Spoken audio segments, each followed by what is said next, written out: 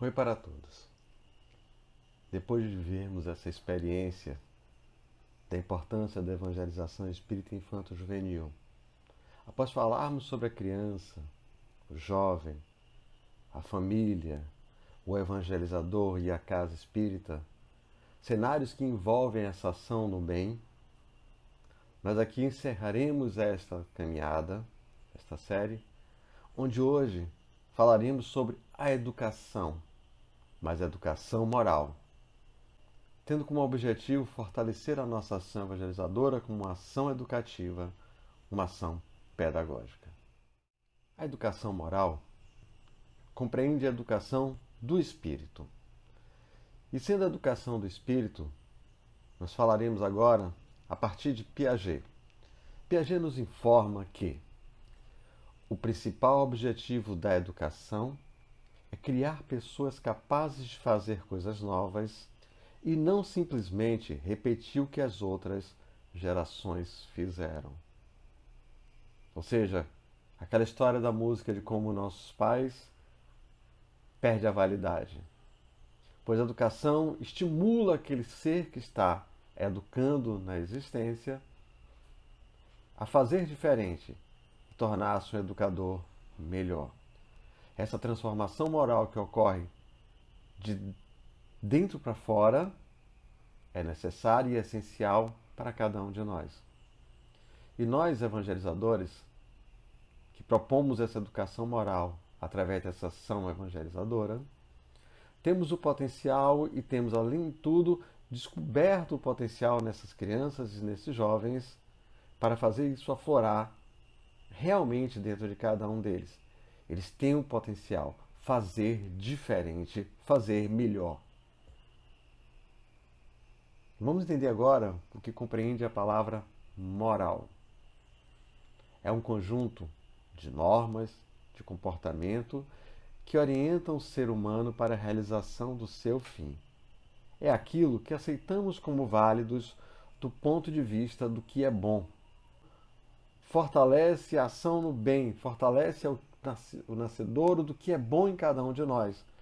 E considerando esta criança como espírito imortal, esse jovem como espírito imortal, nós podemos realmente extrair destes seres o melhor deles. No Livro dos Espíritos, na questão 917, é pela educação, não por essa educação que tende a fazer homens instruídos, mas pela que tende a fazer homens de bem. Entendemos na trajetória toda até aqui que nosso objetivo enquanto evangelizador na casa espírita não é formar espíritas, mas formar homens de bem. E se por opção tornarem-se espíritas, trabalhador da casa espírita e do movimento espírita, claro, muito melhor. Mas o nosso objetivo é fazer despertar dentro dessas crianças e jovens, através do processo educativo, o homem de bem latente desde a sua criação pela divindade. Mas vou trazer agora um específico, que é a noção do pensar, do sentir e do agir. Mas vamos por partes. Primeiro vamos trabalhar o pensar. Vai nos levar a uma fé raciocinada e a um conhecimento doutrinário. O sentir nos levará à vivência do amor e ao aprimoramento moral. E o agir nos leva ao trabalho no bem e à transformação social.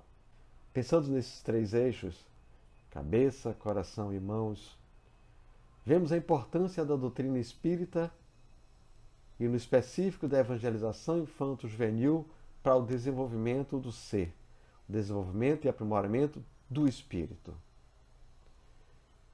Se ele pensa e não sente e não age, fica no campo das ideias. Se ele apenas sente, ele se torna aquele ser emotivo que não consegue andar. E se ele age, normalmente comete besteiras. Então é preciso que unamos o pensamento, o sentimento, a ação. E dessa forma a gente vai entender o objetivo da doutrina espírita, consolidar o conhecimento doutrinário, levar-nos ao aprimoramento moral e, acima de tudo, a transformação social. Mateus, no capítulo 16, versículo 26, nos diz: de que aproveita o homem ganhar todo o mundo se vier perder a sua alma. De que adianta? Eu busco os bens da matéria, eu busco os valores da matéria, deixando para trás as virtudes e os bens do espírito que sou. Precisamos exemplificar para as nossas crianças e jovens essas atitudes, essas virtudes, para que eles vejam em nós um caminho a ser seguido, uma meta, um objetivo. Pois é a partir de nós que podamos exercer alguma influência sobre essa criança, esse jovem, e que vamos levá-lo a desenvolver razão e sentimento. Equilibrando essas duas questões, porque não basta só ter razão, nem basta ter só sentimento. O Livro dos Espíritos, na sua parte terceira, Leis Morais, quando ele fala da lei do progresso, ele fala do desenvolvimento intelectual e desenvolvimento moral. É necessário o equilíbrio entre essas duas partes. E nós, como mestres, como educadores, como exemplos, como guias dessa criança e desse jovem, vamos lhe dar um substrato importante, uma fé sólida. No nosso caso, a doutrina espírita é uma fé raciocinada. E vamos despertar-lhe a consciência para a retidão moral, disciplina de instintos. Pois a gente entende que no começo temos instintos, depois emoções e depois sentimentos. O sentimento é o aprimoramento moral do ser, levando a amar a todas as criaturas, amando-se a si mesmo, como disse-nos Jesus. Amar a Deus sobre todas as coisas e ao próximo como a si mesmo. Que aí o Livro dos Espíritos nos traz para reforçar esse valor da educação moral. Ele diz que há um elemento que se não costuma fazer pesar na balança e sem o qual a ciência econômica não passa de simples teoria. Esse elemento é a educação, não a educação intelectual, mas a educação moral.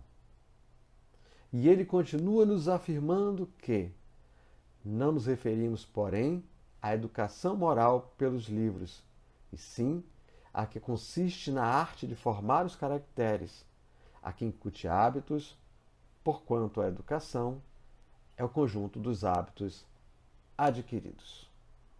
É essa prática diária, é esse exemplo, é essa vivência, tendo como base essa educação moral trazida pelo Evangelho de Jesus, consolidada pelas obras de Kardec e por todas as obras subsidiárias da nossa doutrina espírita, que vai fortalecer esse caráter no bem, vai fortalecer que este ser desperte o que ele é, espírito, homem de bem. E lembrando do exemplo, fortalecendo essa ação, Paulo de Tarso nos diz: tu, pois, que ensinas a outros, não te ensinas a ti mesmo? Pois é, gente. Comecemos na nossa casa interior, dentro de nós, o aprimoramento moral, a educação moral. Pois, ao apresentarmos esse processo construído em nós, será muito mais fácil atingirmos as nossas crianças e os nossos jovens, levando ao aprimoramento moral através dessa educação que consolida o espírito na sua proposta. Fazer o bem, a caridade. Pois fora da caridade não há salvação.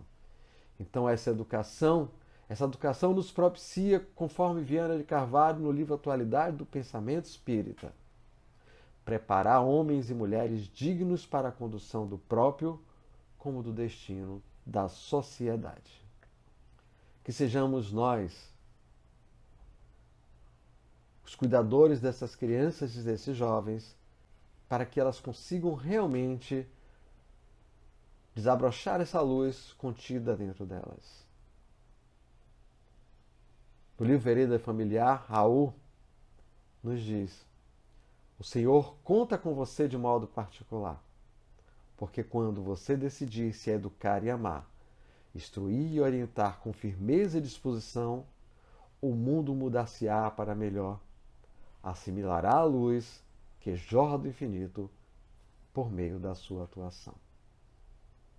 Obrigado a todos que acompanharam a série. Neste capítulo de hoje, a gente encerra esta série e no próximo mês teremos uma nova. Trataremos sobre o projeto Brincar é Coisa Séria. Continuem nos acompanhando, novidades virão por aí. Até breve.